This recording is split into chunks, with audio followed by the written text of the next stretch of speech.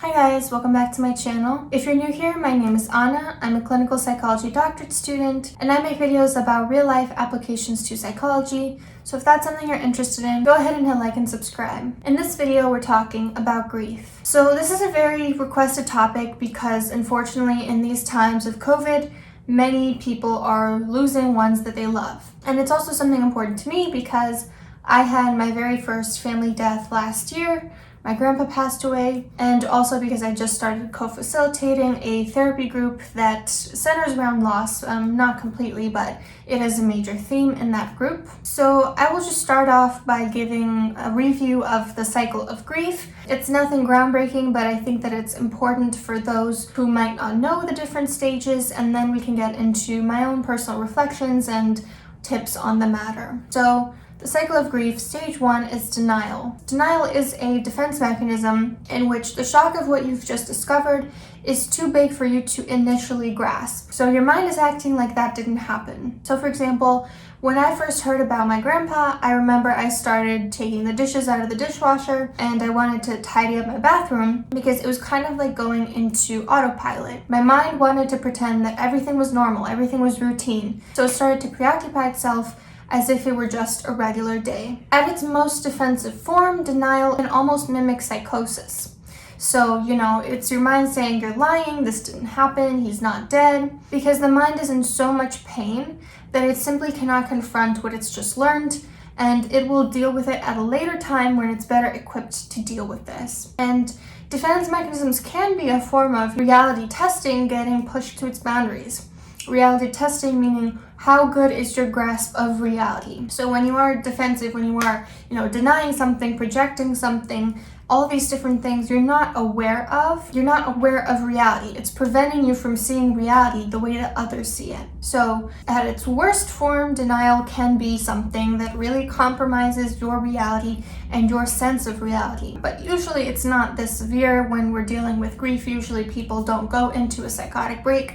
Usually it's something more low level, like, your mind just hasn't fully grasped what's happened. Stage 2 is anger. So anger at the world, anger at the circumstances that led to this person's death, anger at the people around you. If your loved one died of COVID, anger at the origin of this virus or at the people being reckless who gave the virus to your loved one or at people who are not taking precautions that you see necessary. I remember the day after I found out about my grandpa, it was like the entire world had conspired to be as shitty as possible. And I was acutely aware of how rude and malicious people were with each other and with me. And there was a woman being incredibly rude to an airport employee. There was a man who made a snarky remark to me when I got on the plane, and so on.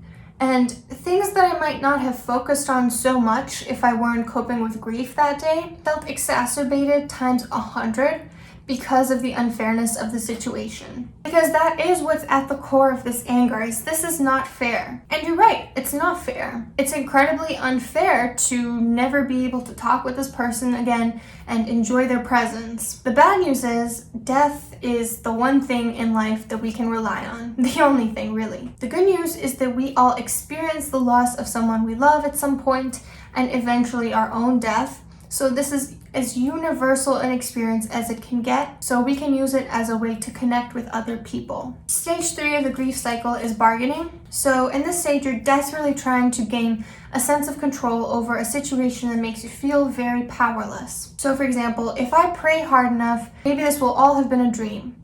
Or if I dedicate my life to helping others, I won't feel this way again. Or what if I told him to stay home instead of driving out into the accident that killed him? These what ifs and if only statements are terribly problematic for healing because they put the responsibility on you for something that simply you cannot change, you cannot control, and it makes you live in the past. Stage 4 is depression. So this can look like any typical symptoms of depression, so subjective feelings of sadness, crying, not wanting to get out of bed, loss of appetite, emotional eating, insomnia, thoughts of death, and so on. It can also feel like a sense of numbness or emptiness, or maybe like a fog, kind of like a low-grade dissociation, where this new world in which your loved one doesn't exist. And you're still in the old world where they did exist. So kind of oscillating back and forth between forgetting what's happened and suddenly painfully remembering your loss. So for example, you might be fine at work until you suddenly remember what happened, after which you start to cry uncontrollably. And the last stage, stage 5, is acceptance. So when I say acceptance, I don't mean being completely okay with this loss or never feeling sad over it again. I mean that you have accepted this new reality, the opposite of denial, and that you are able to cope with it. So for example, if you're a widow who just lost her husband and you used to tell your daughter, "We hope you have a good week," on the phone, a sign of good acceptance might be finally saying, "I hope you have a good week," rather than bursting into tears or avoiding the phrase altogether because you don't want to be reminded that the "we" is now an "I." Also, I want to remind you that, like with any stage model, this is not a one-size-fits-all shoe. So your experience is perfectly normal if you didn't go through these particular stages or if you went through them in a different order. And they're not meant to be completely linear.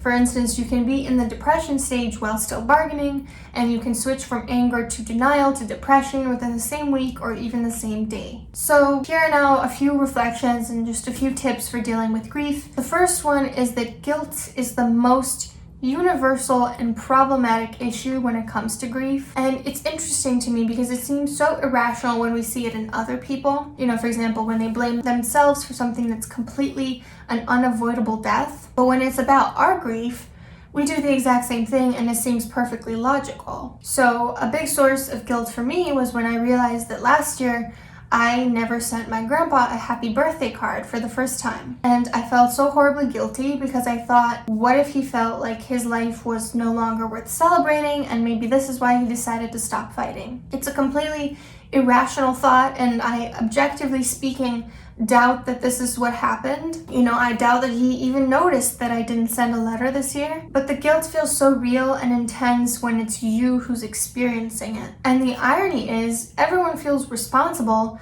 for how they could have done something more, or how they could have done something differently, or how they could have prevented the circumstances of their loved one's death, or how they could have done more for them at their funeral, or how they could have behaved differently when they were alive. But how can everyone be responsible for one person's death? The truth is, unless it was a flat-out manslaughter or a murder, or someone being recklessly negligent, there's no one at fault here. It is not your fault. Another little reflection that I have is that dwelling on the circumstances of the loss is another key impediment to healing. So a lot of times people think that knowing every little detail about what happened is going to help them come to terms with what happened. If it was an old age death, what was the actual organ that shut down, or how much pain were they in? Were they aware of what was happening? Did they feel alone? Were they scared? Was there anyone with them? Was there a white light? All these different specific questions of what did they actually experience? What actually happened specifically? And it's kind of like when someone finds out that their partner cheated on them and they want to know the exact details of it because they think they need to know in order to heal.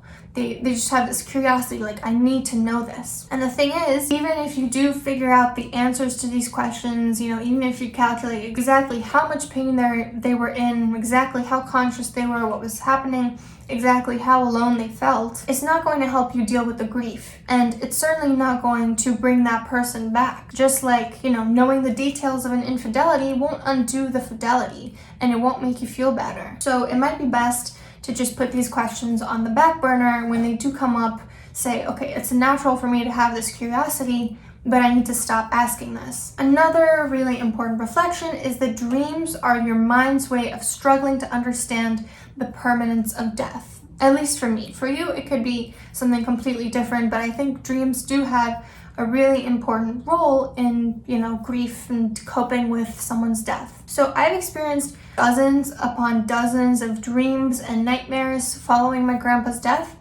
in which the symbolism was extremely clear to me. Because this happened most likely because it was the first time that I had to actually grasp the permanence of death, that this person was never going to come back. And in my dreams, my grandpa would always come back because even though my conscious mind understood death as a concept, my unconscious just could not wrap its head around it. These dreams can be very scary, very dark, and they can often reflect the guilt that a person feels regarding the person they just lost. So for example, if you felt any sort of relief on any level that your loved one died after, for example, a long health battle that caused you and your family a lot of distress, then you might have nightmares about this person coming back to life and being angry with you for feeling that relief. But just know that these dreams are normal.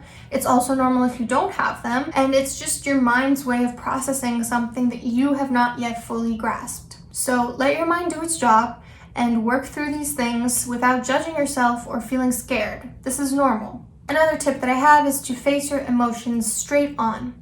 So whatever they may be, sadness, guilt, fear, anxiety, relief, be as honest as possible about how you're feeling. You might think that some of what you're feeling is inappropriate, like if the person you lost is someone who didn't treat you well, admit it all the same. Admit what you feel, whether it be to your family, to your significant other, to your therapist, to your journal. And writing about this stuff is something that helped me confront the grief a lot. And whenever I would start crying while writing about it, I just let myself feel that emotion naturally. I didn't try to stop it or force the tears or force the sadness or distract myself. I just allowed myself to, have the permission to grieve however I needed to. And finally, focus on yourself too. So, you know how on airplanes they tell you to put on your own oxygen mask before helping others? It's kind of the same with grief. You might be so caught up in, how the other people in your life are coping, whether they need help adjusting.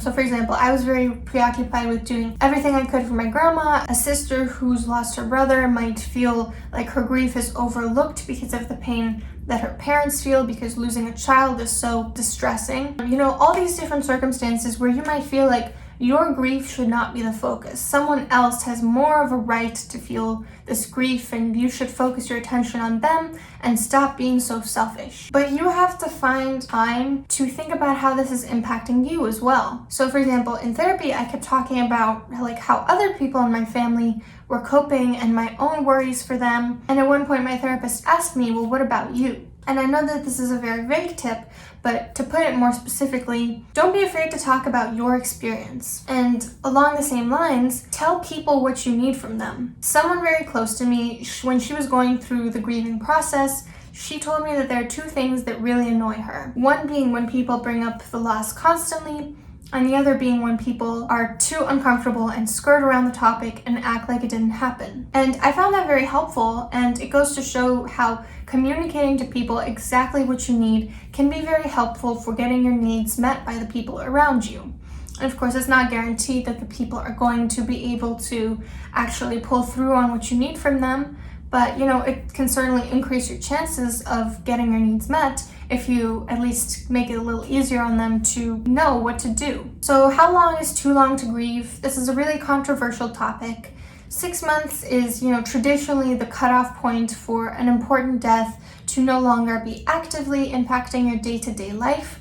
This doesn't mean that you have to be 100% okay or back to normal, just that you're not in the active stages of grief anymore, and it's not to a debilitating extent. 1 year or longer, I would say, for extremely pivotal or unexpected deaths, such as your partner, your longtime husband or wife, or something really unexpected like a sibling, like a child. And if by 6 months to 1 year you still find yourself really incapacitated by grief, I definitely recommend seeking professional therapy. Even sooner, I would say.